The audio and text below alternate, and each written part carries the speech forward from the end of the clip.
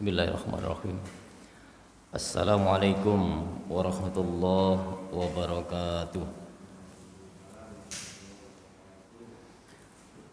Alhamdulillah. Alhamdulillahilladzi an'amana bi ni'matil iman wal islam wa arsyadana subulas salam. Asyhadu an la ilaha illallah wahdahu la syarikalah wa asyhadu anna Muhammadan abduhu wa rasuluh. Allahumma salli wa sallim ala nabiyyina Muhammadin wa ala alihi wa sahbihi ajma'in, amma ba'du. Ayyuhal khadirun wal khadirat, jamaah salat subuh yang diberkahi Allah. Alhamdulillah, pada kesempatan pagi yang cerah ini kita telah usai menunaikan salat subuh berjamaah. Mudah-mudahan ibadah yang kita lakukan senantiasa menjadikan ketakarupan kita kepada Allah Subhanahu wa taala, sekaligus senantiasa meningkatkan kualitas iman dan takwa kita kepadanya. Salawat dan salam semoga tetap terlimpah kepada junjungan kita Rasul kita Muhammad sallallahu alaihi wasallam. Jamaah semuanya yang diberkahi Allah, lanjutan dari kajian tadi malam untuk bahasan tentang istikhadah ataupun haid. Maka pada hadis lanjutannya adalah hadis ke-191. Pada hadis ke-191 ini sebetulnya ya penjelasan tambahan dari hadis ke-190, sehingga kita cukup karena isinya mengarah kepada kesamaan dari maksud tujuan hadis itu. Kemudian kita langsung masuk ke bab baru, yaitu hadis kelanjutannya 192. Babu wujubi qadha'is shaum 'alal haidhi duna shalah. Bab yang menjelaskan tentang kewajiban mengqadhah puasa atas wanita yang haid duna shalah, tanpa mengqadha salat. Hadisu Aisyah radhiyallahu anha qalat anna imra'atan qalat laha atajzi ihdana salataha idza tahurat faqalat akharuriyatun anti kunna nakhidhu ma'an nabi sallallahu alaihi wasallam fala ya'muru nabi aw qalat fala naf'aluh, akhrajahul Bukhari. Hadis yang bersumber dari Ibunda Aisyah, istri Rasul SAW, bahwasannya seorang perempuan pernah tanya kepadanya, apakah salah seorang di antara kita itu mengqadha salat ketika haid itu sudah suci atau sudah bersih. Faqalat, maka Aisyah menjawab, akharuriyatun anti, apakah engkau seorang perempuan dari Khururiyah? Kunna nakhidhu ma'an Nabi sallallahu alaihi wasallam. Lantas Aisyah melanjutkan, kami dahulu itu haid di masa Nabi atau bersama Nabi. Beliau tidak memerintahkan kami untuk mengqadha salat. Au qalat, atau Aisyah itu mengatakan fala naf'aluhu, tetapi kami tidak mengqadha salat. Bahasanya begitu. Jadi kalau tadi jawabannya kami tidak diperintah untuk mengqadha salat, atau kata Aisyah kami tidak mengqadha salat. Hadis riwayat Bukhari. Baik. Hadis Aisyah ini ketika kita melihat hadis yang diriwayatkan oleh Imam Muslim dalam kitabnya, kita akan jumpai bahwa seorang yang tanya kepada Aisyah itu namanya adalah Mu'adzah al-Adawiyah. Isi hadis yang dalam redaksi Muslim, ma balul haidi taqdi shaum wala taqdi shalah. Mengapa perempuan haid itu diperintah mengqadha puasa dan tidak diperintah mengqadha salat? Faqalat, maka Aisyah mengatakan, akharuriyatun anti, apakah engkau itu perempuan dari kalangan Haruriyah? Qultu, kata perempuan tersebut, lastu bi Haruriyah, aku ini bukan perempuan dari Haruriyah. Walakinni as'alu, tetapi aku di sini itu untuk tanya. Qalat, maka Aisyah menjawab, qad kanat yusibuna dzalika ma Rasul sallallahu alaihi wasallam fa nu'maru bi qadha'is shaum wa la nu'maru bi qadha'is shalah. Dulu ketika kami mengalami haid di masa Rasul sallallahu alaihi wasallam, kami diperintah untuk mengqadha puasa dan tidak diperintah mengqadha salat. Nah, ini semakin jelas dari hadis riwayat Bukhari kita gabungkan dengan hadis riwayat Muslim. Nah, begitulah perihal hadis itu. Ketika kita memandang satu hadis kemudian nampaknya ya ada kekurang jelasan, maka kejelasannya bisa dilihat pada hadis-hadis yang lain. Sehingga penggabungan hadis untuk saling melengkapi itu betul-betul diperlukan bagi kita, sehingga dalam memahami hadis itu betul-betul bisa menemukan sebuah jawaban terhadap hadis yang pertama diriwayatkan oleh Imam Bukhari.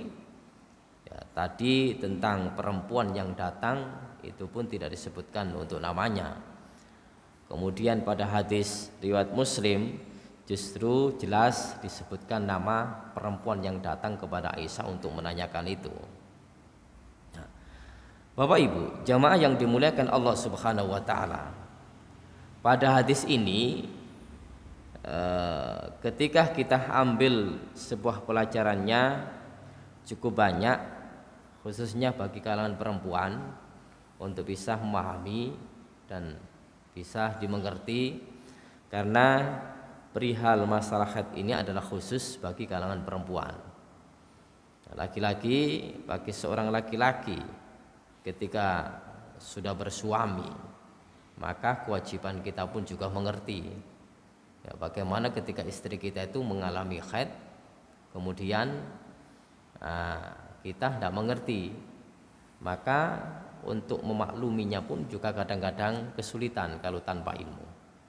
Nah, kita luar biasa tentang mengkaji Islam ini, tidak hanya khusus dari kalangan jenis saja, tapi seluruh jenis, laki-laki ataupun perempuan kita kuasai.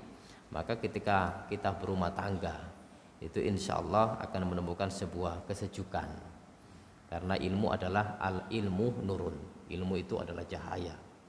Ketika kita ada ilmu di rumah itu, maka jelas yang dikatakan Rasul SAW, baiti janati, rumahku itu adalah surga.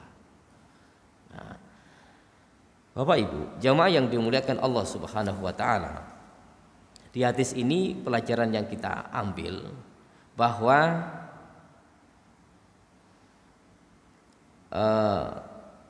kita itu boleh untuk menanyakan tentang hikmah pada syariat di dalam Al-Quran maupun di dalam hadis. Ketika menjelaskan sesuatu, kadang kita itu tidak dijelaskan apa kandungan sesuatu itu, maka seakan-akan akal kita itu kan bertanya-tanya. Ketika Rasul mengatakan bahwa yang diperintah itu mengqadha puasa, tidak mengqadha sholat, maka kita pun juga akan bertanya, kenapa tidak diperintah untuk mengqadha sholat? Ya, yang cukup diperintah adalah mengqadha puasa. Nah, ini boleh kita tanyakan hikmah itu. Kalau memang di dalam syariat atau hadis Al-Quran itu ada hikmah yang menjelaskan. Tapi kalau nanti tidak ditemukan, tidak kita jumpai tentang hikmah pelajaran yang kita petik di balik hadis itu, maka bagaimana sikap seorang muslim? Sami'na wa ata'na. Kita cukup mendengar dan cukup taat patuh terhadap syariat itu.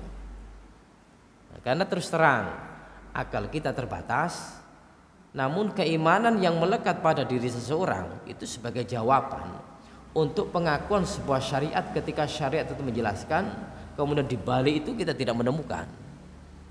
Sehingga apa yang dikatakan oleh Ali bin Abi Thalib, ya, Ali bin Abi Thalib pernah bilang, "Lau kana dinu birra'yi." Seandainya agama itu akal. Ya, akal tadi kan nggak nangkep itu. Artinya masih bertanya-tanya, akalnya main. Kalau agama itu akal, lakana asfalul khuf bil masyi aula min alahu. Niscaya mengusap khuf itu adalah lebih utama, ya, lebih utama di atasnya daripada bawahnya. Ya, maaf, lebih utama apa? Bawahnya daripada atasnya. Dulu ketika kita membahas masalah sepatu khuf, ya sepatu khuf dulu kan ya. Ketika membahas sepatu khuf, orang yang mukim boleh memakai sepatu khuf sholat di masjid. Di zaman Rasulullah itu pakai sepatu naik turun, kemudian 1 hari tidak dilepas, itu sunnah. Bagi musafir dibatasi oleh Rasulullah 3 hari kesunahannya, tidak dilepas sepatu itu. Tidur dipakai, ke kamar mandi dipakai, jalan-jalan dipakai, masuk masjid dipakai. Adapun kita saat ini, ya kita bisa mensikapi sepatu tidak di luar, dalam keluar, maka kita ya bisa memaklumi, artinya bisa memahami lah. Ya, untuk hal itu hukum tetap terpakai, cuma dalam pensikapannya, ya, bagaimana kita itu bisa memahami untuk menggunakan sepatu khuf itu, sehingga kita pun juga tidak membuat heran dan kaget kepada jamaah pada saat kita itu menggunakan sepatu khuf masuk ke masjid. Nah, permasalahannya adalah kalau agama itu akal, tentu perintah untuk wudhu ketika mengusap khuf itu kan justru yang paling utama bawahnya, bawah sepatu itu yang harus diusap. Kenapa? Karena jalan-jalan yang kotor bawah. Tapi agama menjelaskan tentang mengusap sepatu khuf itu atasnya, bukan di bawahnya. Kita nggak nangkap itu. Akal kita pun juga nggak akan menerima. Akal kita pun juga, loh kenapa kok yang diusap itu atasnya tidak di bawahnya? Inilah agama. Ya, inilah agama. Ada sesuatu yang kita itu sulit untuk menangkap secara akal, sehingga iman yang main. Iman yang main. Nah, ini yang harus kita letakkan. Berarti ketika kebenaran itu sudah nyata, kemudian di balik itu kita sulit untuk memaknainya, maka kita tawakuf untuk mengedepankan keimanan, mempercayai terhadap kebenaran yang ada. Nah, ini hadis yang kita petik yang pertama. Yang kedua, Aisyah ketika ditanya oleh seorang perempuan, ya, seorang perempuan tentang kenapa yang diperintah itu mengqadha puasa, tidak mengqadha sholat. Lantas Aisyah itu balik bertanya gini, apakah engkau itu dari kalangan wanita haruriyah? Jadi nggak sinkron kan ya, nggak met. Pertanyaannya itu menanyakan tentang kenapa, jawabannya justru Aisyah balik bertanya, apakah engkau ini dari kalangan wanita haruriyah? Ada apa? Aisyah bertanya gitu itu. Ada apa? Maka jawab perempuan itu tidak. Ketika kita melihat hadis riwayat Muslim, tidak, saya ini bukan dari kalangan perempuan Haruriyah. Inilah sebuah pendugaan seorang ibu kaum mukminat, ibu kaum wanita seluruh dunia.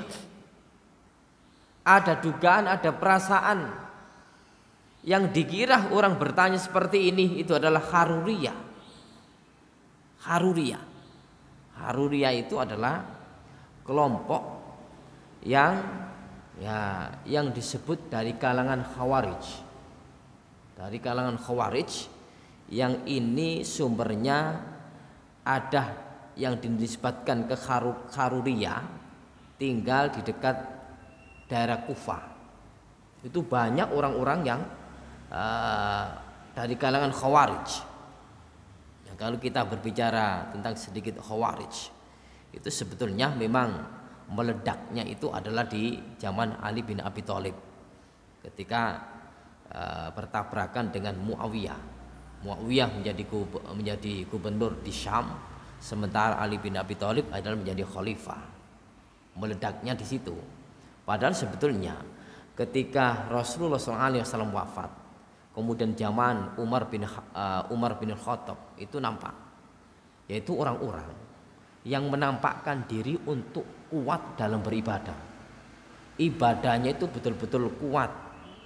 Kalau dibandingkan dengan para sahabat, orang Khawarij itu menampakkan diri dalam peribadatan lebih kuat gitu loh. Sehingga seolah-olah pandangannya itu orang Khawarij itu luar biasa kebaikannya. Tapi adalah mereka itu justru memberontak, justru menyimpang terhadap sebuah kebenaran, mengkhianati sebuah kebenaran. Buktinya apa? Ketika menyalahkan dan berpaling dari keputusan Ali bin Abi Thalib, mereka memisahkan diri. Khawarij memisahkan diri dari kelompok Ali bin Abi Thalib. Seakan-akan awalnya dulu jadi satu.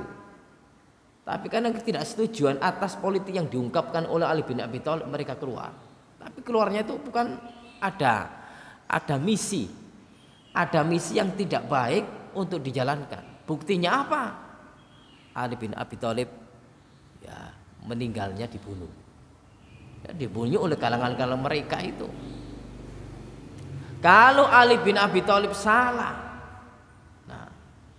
kenapa Rasul SAW Ali bin Abi Thalib di antara kalangan para sahabat yang dimasukkan surga oleh Allah Subhanahu wa taala tanpa hisab?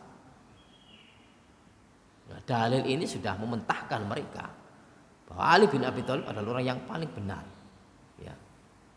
dari kalangan-kalangan saat itu. Ketika kita perdebatkan, ketika kita tunjukkan atas orang Khawarij dengan Ali bin Abi Thalib, kemudian menjadikan sasarannya padahal Ali bin Abi Thalib ketemu dengan Muawiyah, seakan-akan ada sesuatu yang crash, nggak cocok dengan keputusan itu. Ternyata mereka itu pun juga sasarannya membunuh Ali bin Abi Thalib, berhasil. Kemudian sasarannya juga membunuh Muawiyah. Habis itu Amr ibnul As ternyata gagal untuk membunuh itu. Ini jeleknya orang Khawarij, buruknya orang Khawarij, ternyata di belakang itu menikam, sehingga Kharij, orang yang keluar, Khawarij, orang-orang yang mengeluarkan diri untuk memisahkan dari sebuah kebenaran yang diputuskan oleh khalifah yang telah dipilih oleh Rasulullah SAW, dijamin masuk surga, itu disalahkan oleh mereka. Na'udzubillah. Nah, kita kembali kepada Aisyah sampai menduga tentang hukum yang sudah diputuskan bahwa puasa itu diqadha, kemudian sholat itu tidak. Kalau orang itu menerima, maka sudah selesai, sami'na wa ata'na. Tapi orang ini tanya, di antara ciri, ini. Makanya Aisyah itu sudah menemukan ciri. Di antara ciri orang Khawarij itu adalah yang sudah diputuskan masih ditanyakan. dugaan Aisyah. Tapi ini hadis menjelaskan bahwa menduga seseorang itu pun juga boleh untuk menyelamatkan agama kita, menyelamatkan syariat kita. Kenapa yang demikian? Orang ini tanya sampai seperti ini. Ini dugaan Aisyah, berarti boleh. Nah, untuk menduga, wah ini jangan-jangan orang ini ya sikapnya tidak baik. Itu pun tidak diungkapkan oleh Aisyah untuk kejelekannya, tapi hanya menyebut, oh apakah engkau ini orang wanita dari kalangan Khawarij. Ternyata apa jawabannya? Lastu bi Haruriyah, saya ini bukan perempuan dari kalangan Haruriyah, yaitu kalangan Khawarij. Nah ternyata perempuan tadi walakinni as'al, tapi aku ini betul-betul bertanya kepada Paduka, kepada Ibunda Aisyah. Ternyata pertanyaan yang disampaikan oleh perempuan tersebut, Aisyah itu jawabannya gini, qad kanat yusibuna dzalika ma Rasul sallallahu alaihi wasallam. Sungguh kami dahulu ketika mengalami haid pada masa Rasul sallallahu alaihi wasallam, kami diperintah untuk mengqadha puasa, tidak diperintah mengqadha salat. Aisyah ketika menjawab itu disandarkan kepada Rasul SAW. Berarti pertanyaan yang diungkap oleh seorang wanita untuk tanya kepada Aisyah ini adalah di masa Aisyah, di masa jauh sebelum sudah ditinggal oleh Rasul SAW. Pertanyaannya kepada Aisyah. Sementara di hadis yang lalu, pada hadis ke-190, ada Aisyah, ada Rasulullah. Tanyanya ke Rasul. Karena Rasul yang paling mulia, yang paling tahu, yang paling faham tentang ilmu. Walau di situ adalah ada Aisyah. Seandainya tanya kepada Aisyah, itu pun juga mampu Aisyah menjawab, karena Aisyah terkenal ahli fikih. Namun tidak kepada Aisyah, langsung kepada pokoknya, yaitu kepada Rasul SAW. Di sampingnya ada Aisyah sebagai penguat ketika nanti ada pertanyaan-pertanyaan yang mungkin menjurus kepada hal perempuan, yang itu pun tidak semestinya untuk diungkap. Tapi realita di lapangan, Rasul itu mengharap perempuan yang tanya kepada beliau itu bisa maklumi agar tidak mengungkap sesuatu yang semestinya itu malu. Ternyata perempuan yang sudah kita kaji di hadis 150 ditarik oleh Aisyah untuk dijelaskan oleh Aisyah, karena sama-sama perempuannya, sesuatu yang semestinya malu itu biasa. Maka kata Rasulullah, itulah ya sesuatu yang memang semestinya untuk dijawab oleh kalangan perempuan. Kami tidak mungkin untuk mengungkap sesuatu yang pelik-pelik, kata Rasulullah SAW. Tapi hendaknya makluminya, karena orang ini ingin tahu yang jelasnya. Maka di saat itu ada Aisyah, dan Aisyah bisa menjelaskan secara keseluruhan. Nah, ini perihal jawaban Aisyah ketika ditanya oleh seorang perempuan. Ternyata memang perempuan tadi ada pertanyaan, ada sesuatu yang beliau itu ingin tanyakan kepada Aisyah. Perihal kenapa perempuan yang haid itu ketika sudah selesai diperintah untuk mengqadha puasa, tidak mengqadha sholat. Nah ini lantas Aisyah mengakui akan kehadiran orang tersebut itu memang betul-betul tanya kepada sesuatu yang tidak bisa untuk beliau pahami. Dan ini harus kita akui. Ketika pertanyaan-pertanyaan itu muncul, pertanyaan muncul, sekian banyak pertanyaan, maka Aisyah ketika menduga mungkin ada sesuatu yang kurang cocok, maka Aisyah itu memalingkan jawabannya. Tapi bahasa Aisyah tetap halus, tetap baik kepada kalangan perempuan. Nah, dan ini dijelaskan bahwa mengapa yang diqadha itu hanya puasa, tidak diqadha sholat. Hikmah yang bisa kita petik, nah, hikmah yang bisa kita petik, kalau puasa itu diqadha, umpama khed pada waktu bulan Ramadan. Khednya bulan Ramadan itu kan ya enggak khed semuanya kan ya, 1 bulan. Nah, khed itu kan ada batasnya, mungkin seminggu, ya mungkin seminggu di saat bulan Ramadan. Kemudian sehabisnya itu puasa. Lantas ketika habis bulan Ramadan orang itu sudah bersih, maka yang diperintah untuk mengqadhanya cukup puasa. Adapun sholat yang selama 1 minggu orang itu tinggalkan, tidak ada perintah untuk mengqadhanya. Kenapa? Hikmah yang bisa kita petik, kalau sholat itu adalah pekerjaan yang dilakukan berulang-ulang. Makanya kalau orang itu ya mengqadha sholat ketika 1 minggu, kemudian sholat zuhur baru bersih, kemudian mengqadhanya bagaimana? Gak payah ini kalau mengqadha 1 minggu sholat. Ya nek gaji bisa dirapel. Ya, pekerjaan bisa dilembur sampai malam untuk diselesaikan karena sholat. Padahal perintah sholat pertama kali dulu 50 itu aja gak mampu, sampai turun 5 sampai minim itu 5 kali. Itu pun bahasanya kira-kira berat apa? Masih berat kan 5 itu. Nah ini ada acara-acara untuk mengqadha sholat yang sudah seminggu kemudian dikerjakan jadi 1. Payah dan lumpuh orang itu. Makanya ada sebuah kaidah, al-masyaqqatu tajlibu taysir. Ya, sesuatu yang sulit itu mendatangkan kemudahan. Sesuatu yang sulit mendatangkan kemudahan. Artinya apa? Islam itu mudahkan. Dari yang sulit digampangkan. Ya, dari sesuatu yang tidak ada jawabannya, ada jawabannya. Sehingga memberikan sebuah kejelasan dan sebuah keyakinan bahwa Islam itu adalah agama yang ceria, agama yang cemerlang, agama yang damai, agama yang memberikan solusi, agama yang bisa ditangkap ya oleh iman dan akal manusia.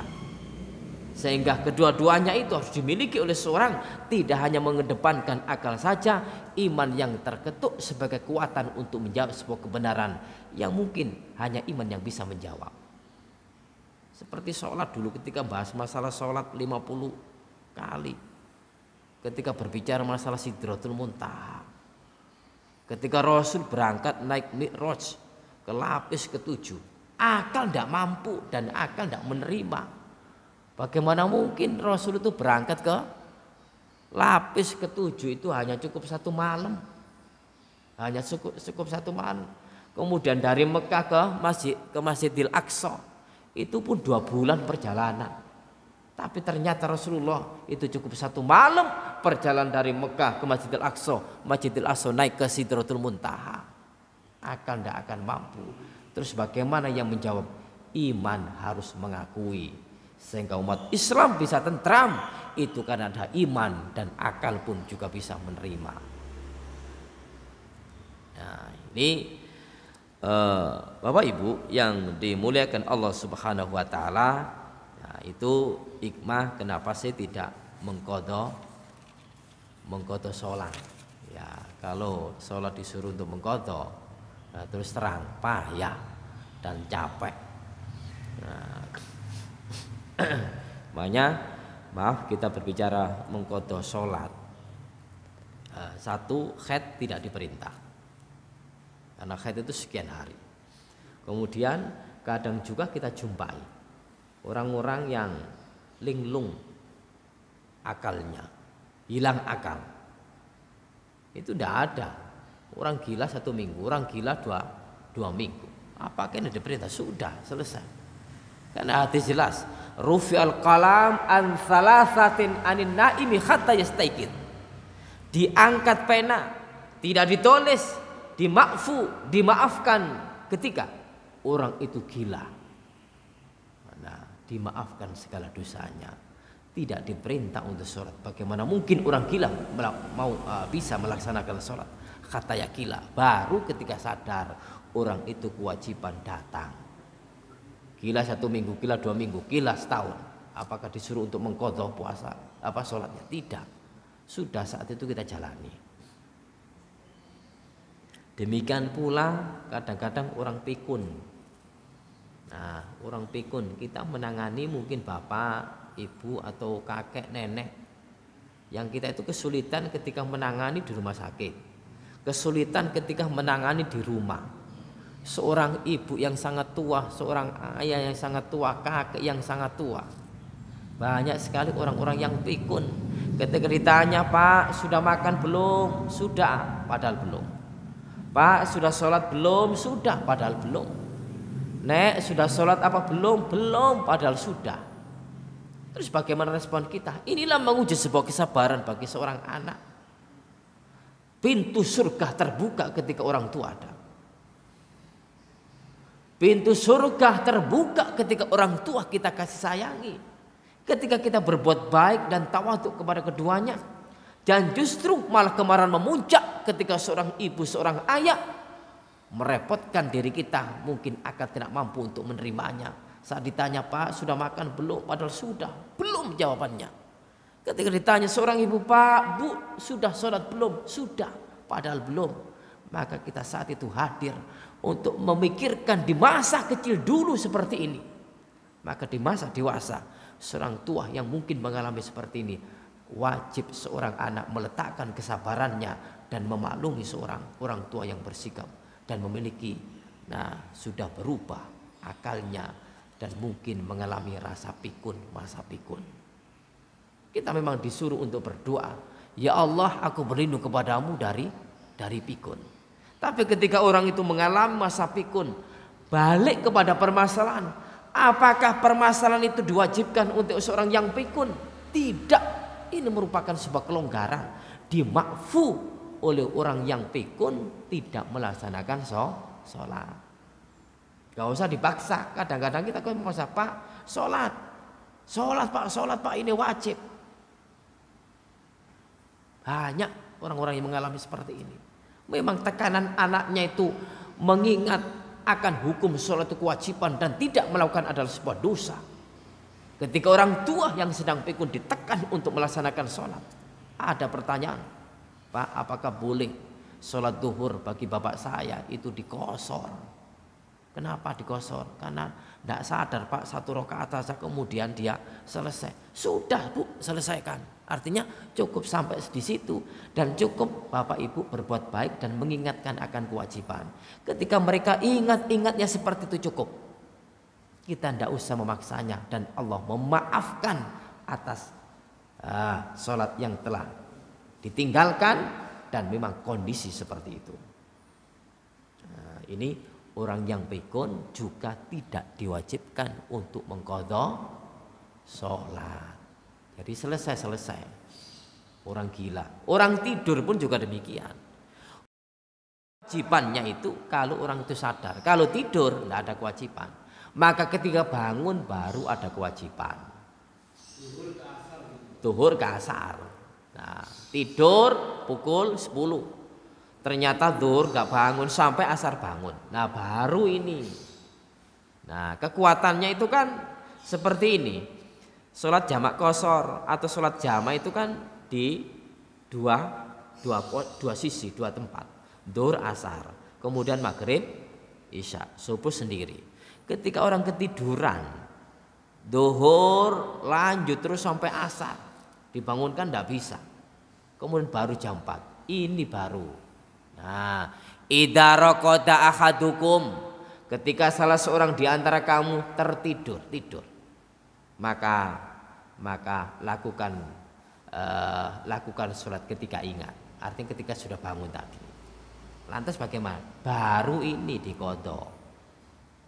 Nah, ini permasalahan dari kalangan ulama Hanafiyah, Syafi'iyah, Malikiyah, ya, dan kalangan ulama itu memberikan batasan. Memberikan batasan ada yang sampai 24 jam. Tidur sehari belum masuk 24 jam. Masih 24 jam. Maknanya sholat masih 5 waktu. Itu baru bisa diqadha. Berarti mengqadha sholat 5 kali. Ada yang mengatakan kalau sholatnya tidurnya itu sampai di batas keluar lebih dari 24 jam. Artinya sholat yang ke-6 maka sudah tidak ada kewajiban untuk mengqadha. Nah, permasalahan ini memang dibahas. Namun yang lebih lingkup dan lebih jelas, orang tidur itu kan ya memang kondisinya tidur kemudian sampai ketiduran itu permasalahannya apa? Karena normalnya manusia tidur sampai ketiduran itu ya nggak sampai terlalu berhari-hari gitu loh. Nggak sampai berhari-hari, tidur sampai sehari penuh. Itu langka gitu loh, langka. Tapi dibahas dalam masalah fikih. Kalau orang ketiduran maklum itu kan paling ketinggalan 2 waktu. Itu maklum untuk diqadha. Ya memang pernah ada orang yang tidur sampai sehari. Ya, itu belum sampai 24 jam orang itu disuruh untuk mengqadha 5 waktu sholat itu.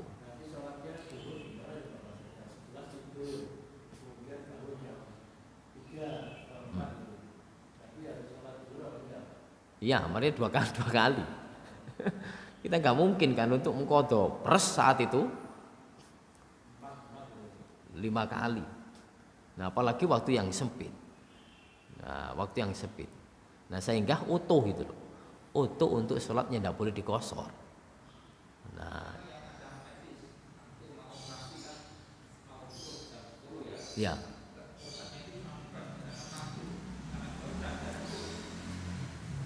Nah, apalagi orang yang ini tadi, makanya bahasa kami ketika orang itu sampai bahasanya kan nggak sadar, kemudian sampai sekian waktu, lantas mengqadha itu pun juga payah, maka satu sisi, ya sebagian menjelaskan sudah selesai karena saat itu tidak sadarnya nanti baru bangun, ketika tiba bangunnya kapan? Untuk maghrib. Ya sholat maghrib. Karena seharian penuh. Payah orang yang disuruh untuk mengqadha itu. Nah, makanya sampai meluas. Ibunya nggak sholat 1 bulan. Anaknya pingin mengqadha sholat 1 bulan.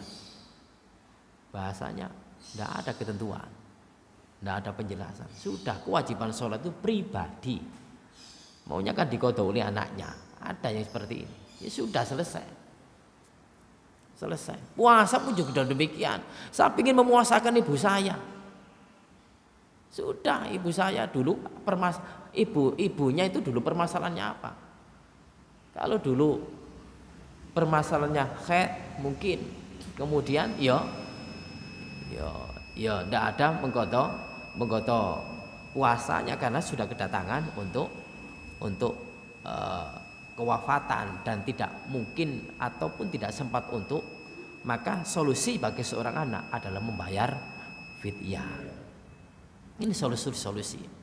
Nah, sehingga Islam memberikan sebuah penjelasan yang memudahkan.